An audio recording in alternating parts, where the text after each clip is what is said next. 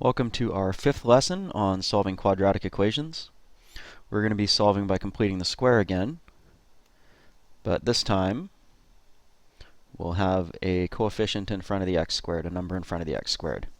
So exactly the same as we did in chapter 4, we're going to get rid of it. But the nice thing is, because the other side is 0, we don't need to put it back. So to make a 1 in front of the x squared, I'm going to multiply both sides by -2.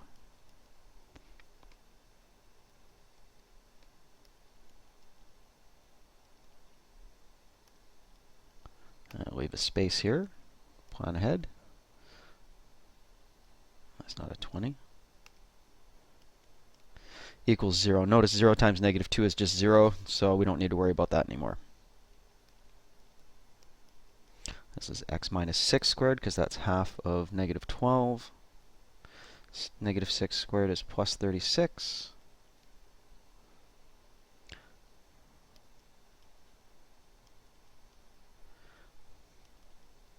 Get the squared thing by itself. Add 34 to both sides.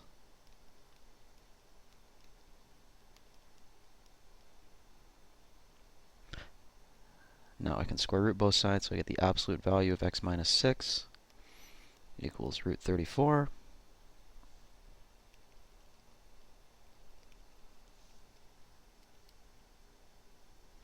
So I get x minus 6 equals positive or negative root 34. Add 6 to both sides. I get x equals 6 plus or minus root 34. Punch that into my calculator, and I get x is approximately 11.831 or 0.169. Fire those back into the original.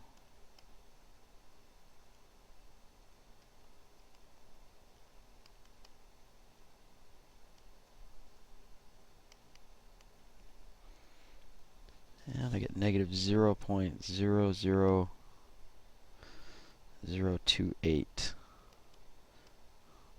And that is approximately 0.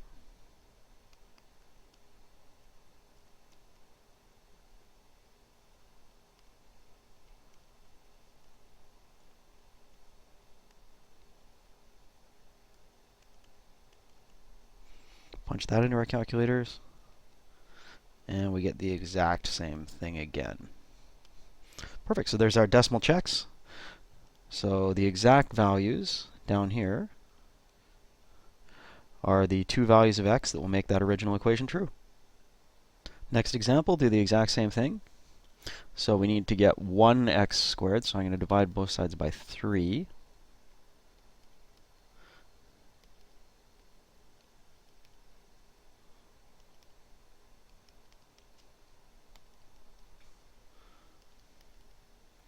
So this has to be x plus 3 over 2, because that's half of 3. And then 3 over 2 times 3 over 2 is 9 over 4.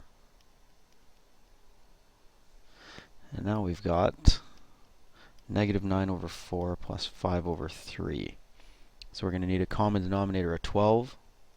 So I get negative 27 over 12 plus 20 over 12 equals negative 7 over 12. So that's negative 7 over 12 there. Equals 0. Now I need to add 7 over 12 to both sides.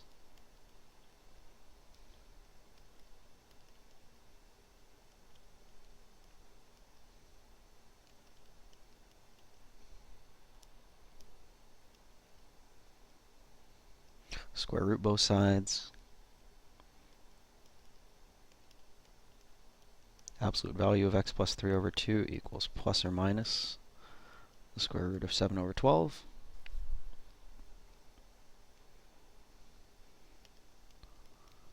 Minus 3 over 2 from both sides.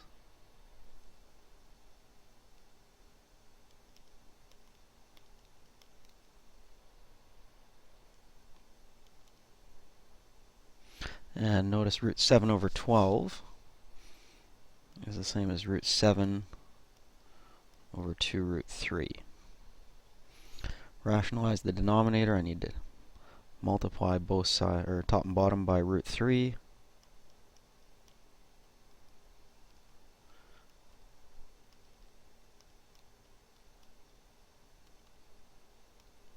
Oops. Oops, and I missed a minus there too. So that equals plus or minus root 21 over 6. And now I need to get a common denominator. I'm just going to erase this stuff and cruise back up to the top.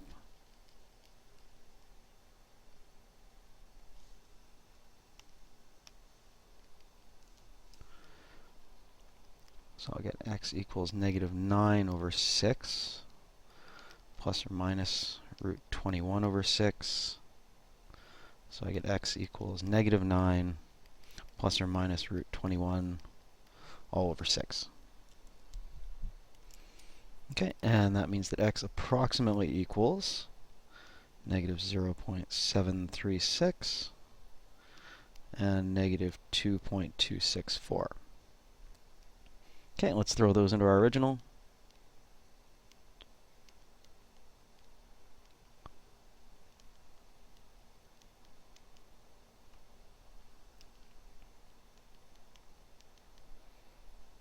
And this time we get 0.0011 is approximately equal to 0.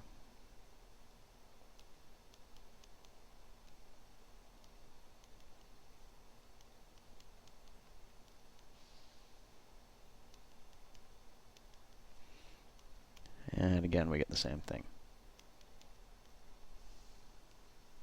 So, here is the exact value of the two values of x that will make that original equation true. Okay, in example 4, we've got a football being kicked straight up in the air. And the approximate height of the football, h, after t seconds, has that formula. So basically what's happening here is that as time progresses, when time is 0, our height's going to be 1, which is pretty easy to see if you just put t equals 0 into that equation, and then our ball is going to go up in the air and come down and hit the ground here.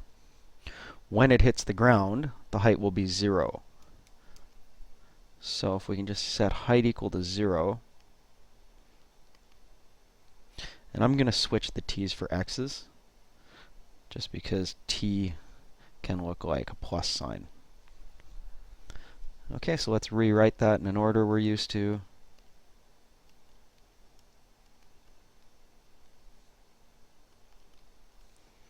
Need to divide both sides by negative 5 to get a 1 in front of the x squared.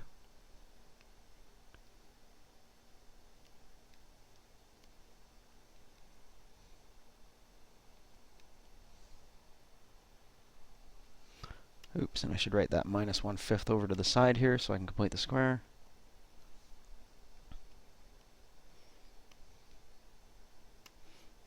Half of 4 is 2. Messy, messy. And negative 2 squared is 4, so I go plus 4 minus 4.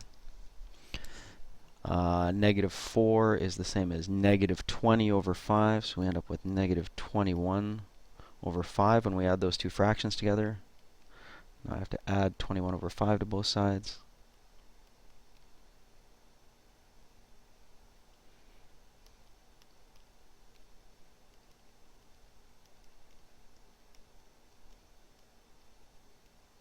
Square root both sides. After square rooting, we end up with the absolute value of x minus 2 equals root 21 over 5. So x minus 2 equals plus or minus root 21 over 5. Add 2 to both sides. We get 2 plus or minus root 21 over 5 equals x. And now they've just asked us for a decimal to the nearest tenth of a second, so we end up with x equals 0.0 or 4.0. Okay, our 0.0 is actually a slight negative, which accounts for that x-intercept right there. And here is our 4.0 seconds. So the ball hits after 4.0 seconds. Okay, basically this is like we did completing the square with a number in front of the x squared in chapter 4, except for it's easier because we don't need to multiply it back in. Worst case, you end up with some fractions, which I know you guys can handle.